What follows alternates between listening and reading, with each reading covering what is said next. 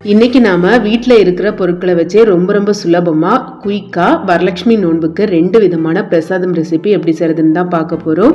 இது ரொம்ப ஈஸியான ரெசிபி. வரக்கூடிய இந்த வரலட்சுமி நோன்புக்கு இந்த பிரசாதத்தை செஞ்சு பாருங்க. இதை செய்யறதுக்கு ஃபர்ஸ்ட் ஒரு பாத்திரம் எடுத்துட்டு அதில் 1 கப்பு பாசிப்பருப்பு அளந்து சேர்த்துக்கோங்க. இப்போ இதோட தண்ணி சேர்த்துருங்க. தண்ணி சேர்த்துட்டு இந்த பாசிப்பருப்பை நல்லா சுத்தமாக அலசி கழுவி எடுத்துக்கோங்க. இப்போ மறுபடியும் இதோட தண்ணி சேர்த்துருங்க. இது மூழ்கி கொஞ்சம் மேலே தண்ணி அதிகமாக இருக்கிற மாதிரி தண்ணி சேர்த்துட்டு மூடி போட்டுட்டு 1-2 மணி நேரம் இந்த பாசிப்பருப்பை ஊற விட்டுடுங்க. இப்போ ஒரு 2 மணி நேரம் ஆகியிருக்கு. பாசிப்பருப்பு நல்லா ஊறி வந்திருக்கு பாருங்க. இந்த அளவுக்கு நல்லா பாசிப்பருப்பு ஊறினதுக்கு அப்புறமா இதில் இருக்கிற தண்ணி எல்லாத்தையுமே சுத்தமாக வடித்து எடுத்துருங்க. இப்போ ஒரு மிக்சர் ஜாரில் வடித்து எடுத்த பாசிப்பருப்பு மொத்தத்தையும் சேர்த்துட வேண்டாம், பாதி மட்டும் ஃபஸ்ட்டு சேர்த்துக்கோங்க. ஃபஸ்ட்டு பாதியை சேர்த்துட்டு தேவைப்பட்டால் மட்டும் தண்ணியை தெளித்து இதை அரைச்சிக்கோங்க. நம்ம இட்லிக்கு உளுந்து அரைச்சி எடுப்போல அதே மாதிரி நல்லா புசுன்னு நல்லா சாஃப்டாக இருக்கிற மாதிரி அரைச்சி எடுக்கணும். தண்ணி அதிகமாக சேர்த்துடக்கூடாது. தேவைப்பட்டால் மட்டும் லைட்டாக தண்ணியை தெளித்து நல்லா நைஸான மாவுக்கு அரைச்சிக்கணும். இப்போ நான் மொத்தத்தையும் அரைச்சாச்சு. மாவை எடுத்து காமிக்கிறேன் பாருங்கள். கையில் எடுத்து பார்த்தீங்கன்னா நல்லா சாஃப்டாக நல்லா புசுன்னு இருக்கணும். ரொம்ப தண்ணி ஆகிடக்கூடாது. இப்போ இதோட ஒரு 1/2 டீஸ்பூன் உப்பு சேர்த்துக்கோங்க. சேர்த்துட்டு இப்போ இது நல்லா கலந்துடுங்க. நல்லா கலந்ததுக்கு அப்புறமா கரண்டியில் எடுத்து ஊற்றுனீங்கன்னா நம்ம கேக்குக்கெல்லாம் மாவு ரெடி பண்ணுவோம்ல அந்த மாதிரி தான் இருக்கணும். நல்லா புசுன்னு சாஃப்டாக இருக்கணும் மாவு. இப்போ இது இருக்கட்டும். இப்போ வீட்டில் இருக்கிற ஏதாவது இந்த மாதிரி ஒரு கிண்ணம் எடுத்துக்கோங்க. இப்போ இதுக்குள்ளே கொஞ்சமாக நெய் இல்லைன்னா ரிஃபைண்ட் ஆயிலை சுற்றி ஓரங்கள் முழுக்க தடவிடுங்க. இந்த மாதிரி கிண்ணம் இல்லைன்னா வீட்டில் ஃப்ளாட்டான பிளேட் இருக்கும்ல அந்த பிளேட்டையும் எடுத்துட்டு இந்த மாதிரி நெய் இல்லைன்னா எண்ணெய் தடவி எடுத்துக்கோங்க. இப்போ நம்ம ரெடி பண்ணி வச்சிருக்க மாவை இதுக்குள்ளே ஊற்றிடுங்க. மொத்த மாவையுமே ஊற்றிடுங்க. மொத்த மாவையும் ஊற்றுனதுக்கு அப்புறமா இது போல் லைட்டாக லெவல் பண்ணிக்கோங்க. இப்போ இதை அப்படியே எடுத்துகிட்டு போயிட்டு ஸ்டீமரில் வச்சு ஒரு 10-15 நிமிஷம் வேக வைங்க. அப்படி இல்லைன்னா இட்லி பாத்திரத்தில் தண்ணி ஊற்றி அதுலேயும் வேக வச்சுக்கலாம். இட்லி தட்லேயும் இந்த மாவு ஊற்றி சின்ன இட்லி மாதிரியே நீங்கள் வேக வச்சு எடுத்துக்கலாம். இப்போ ஒரு 10-15 நிமிஷத்துக்கு அப்புறமா மூடியை திறந்துட்டு லைட்டாக கத்தியால் குத்தி பாருங்கள். பிசுன்னு கத்தியில் ஒட்டாமல் இருந்துச்சுன்னா இதை வெளியில் எடுத்து வச்சுட்டு நல்லா ஆற விட்டுடுங்க. நல்லா ஆறினதுக்கு அப்புறமா கத்தியால் இந்த மாதிரி கட் பண்ணிக்கோங்க. சின்ன துண்டுகளாக நான் கட் பண்ணி எடுத்துக்கிறேன். இந்த மாதிரியே கட் பண்ணிக்கலாம். இல்லைன்னா நீங்கள் ரஃப்பாக எப்படி வேணாலும் நீங்கள் கட் பண்ணி எடுத்துக்கலாம். இந்த மாதிரி கட் பண்ணதுக்கு அப்புறமா கத்தியாலேயே ஒவ்வொரு பீஸாக எடுத்துடுங்க. எடுக்க ரொம்பவே சுலபமாக தான் இருக்கும். இதை கையில் எடுத்துட்டு இந்த மாதிரி அமுத்தி பார்த்தீங்கன்னா நல்லா சாஃப்டாக நல்லா பஞ்சு போல் இருக்கும். எல்லா துண்டுகளையுமே இது மாதிரி பாத்திரத்திலேருந்து எடுத்துடுங்க. எடுத்ததுக்கு அப்புறமா இந்த துண்டுகள் எல்லாத்தையுமே இன்னும் பொடி துண்டுகளாக கையாலேயே பிச்சு போட்டுக்கோங்க. பாருங்க, இந்த மாதிரி நல்ல பொடி துண்டுகளாக நீங்கள் பிச்சு போட்டுடுங்க. இது மாதிரி எல்லாத்தையுமே பிச்சு எடுத்ததுக்கு அப்புறமா ஒரு மிக்சர் ஜார் எடுத்துட்டு இதை மிக்சர் ஜாரில் கொஞ்சமாக சேர்த்து கொரப்பாக அரைச்சி எடுத்துக்கோங்க. மொத்தத்தையும் ஒரே நேரத்தில் அரைச்சிக்க வேண்டாம். கொஞ்சமாக சேர்த்து அரைச்சிங்கன்னா இந்த மாதிரி நல்ல பூ போல் உதிரியாக வரும். கையில் எடுத்து பார்த்தீங்கன்னா நல்ல மென்மையாக பூ போல் நல்ல உதிரியாக இருக்கும். இது போலவே மீதி இருக்கிற துண்டுகளையும் மிக்சர் ஜாரில் சேர்த்துட்டு அரைச்சி இந்த மாதிரி ஒரு தட்டுக்கு மாற்றிக்கோங்க. நான் மொத்தத்தையும் 3 பகுதியாக பிரித்து அரைச்சி எடுத்துக்கிறேன். மொத்தத்தையும் ஒன்றா சேர்த்து அரைச்சிங்கன்னா கொஞ்சம் அரைக்கிறதுக்கு கஷ்டமாக இருக்கும்.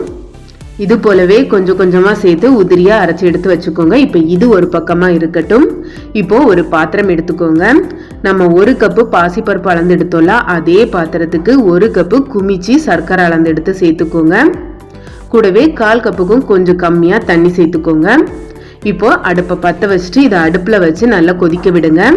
இதுக்கு பாகுபதம் எதுவுமே தேவையில்லை. இந்த சர்க்கரையை நல்லா கரண்டி வச்சு கலந்துருங்க. நம்ம தண்ணி ரொம்ப கம்மியாக தான் சேர்த்துருக்கோம். கொஞ்சம் மீடியம் ஃப்ளேமில் வச்சு கம்ப்ளீட்டாக கரைச்சிடுங்க. இது கம்ப்ளீட்டாக கரைஞ்சதுக்கு அப்புறமா அடுப்பை ஆஃப் பண்ணிவிடுங்க. ரொம்ப இறுகிட வேண்டாம். இப்போ இது ஒரு பக்கமாக இருக்கட்டும். இப்போ அடுப்பில் ஒரு அடிகனமான கடாய் எடுத்து வச்சுக்கோங்க. கடாய் லைட்டாக சூடானதும் 2 டீஸ்பூன் நெய் சேர்த்துக்கோங்க. நெய் பிடிக்காதவங்க ரிஃபைண்ட் ஆயில் சேர்த்துக்கலாம், இல்லைன்னா தேங்காய் எண்ணெய் சேர்த்துக்கலாம். இப்போ 10 போல் முந்திரி பருப்பை உடச்சி சேர்த்துருங்க. கூடவே உங்களுக்கு விருப்பமான எந்த விதமான நட்ஸ் வேணாலும் சேர்த்துக்கலாம். இப்போ இந்த நட்ஸ் எல்லாத்தையும் லைட்டாக செவக்க பொன்னிறமாக வறுத்துக்கோங்க. இது போல் பொன்னிறமாக வறுபட்டதும் கடாயில் ஒரு பக்கமாக ஒதுக்கி வச்சுக்கோங்க. இப்போ நம்ம பாசிப்பருப்பை அரைச்சி வேக வச்சு உதிர்த்தி வச்சுருக்கோம்ல, அது எல்லாத்தையுமே சேர்த்துக்கோங்க. மீடியம் ஃப்ளேமில் வச்சுக்கோங்க. இப்போ ஒரு 2 நிமிஷத்துக்கு இந்த நெய்லேயே இதை நல்லா வறுத்துக்கோங்க. நெய் சேர்த்து செஞ்சிங்கன்னா இதை வறுக்கும்போது வீடு முழுக்க நல்லா வாசனையாக இருக்கும். முடிஞ்ச வரைக்கும் நெய் சேர்த்தே செய்யுங்க. இப்போ ஒரு 2 நிமிஷத்துக்கு இதை நல்லா வறுத்ததுக்கு அப்புறமா இதோட 1 கப்பு தேங்காய் துருவல் சேர்த்துக்கோங்க. தேங்காயும் சேர்த்ததுக்கு அப்புறமா மறுபடியும் 1 நிமிஷத்துக்கு இதை நல்லா வறுத்துக்கோங்க. தேங்காய் கொஞ்சம் நல்லா வெந்து வரட்டும்.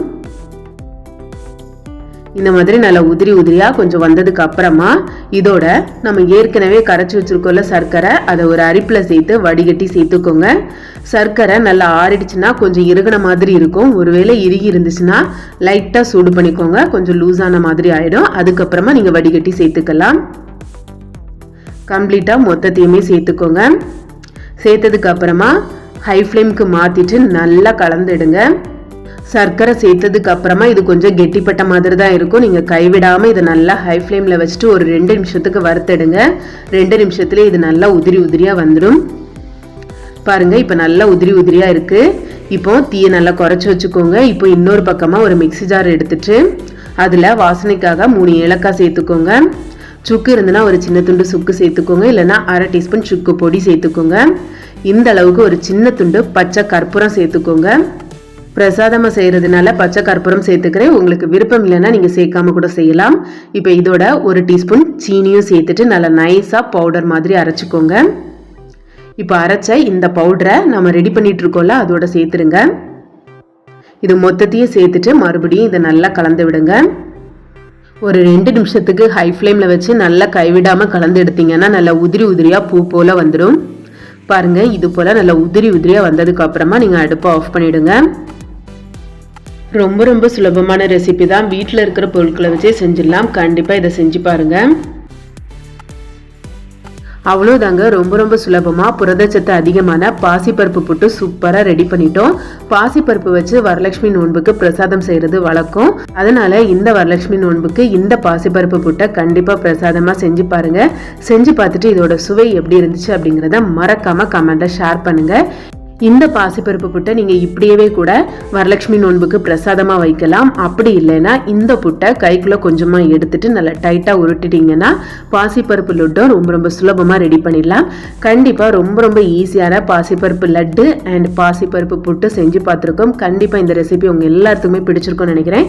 பிடிச்சிருந்தா வீடியோக்கு லைக் பண்ணுங்கள், கமெண்ட் பண்ணுங்கள், உங்களோட ஃப்ரெண்ட்ஸ் அண்ட் ஃபேமிலி கூடயும் ஷேர் பண்ணுங்கள். மறக்காமல் இந்த வீடியோவை லைக் பண்ணிவிட்டு ஹைப் பண்ணிவிட்டு நம்மளோட தக்ஷன் தக்ஷி கிச்சனையும் சப்ஸ்கிரைப் பண்ணி சப்போர்ட் பண்ணுங்க. தேங்க்ஸ் ஃபார் வாட்சிங்.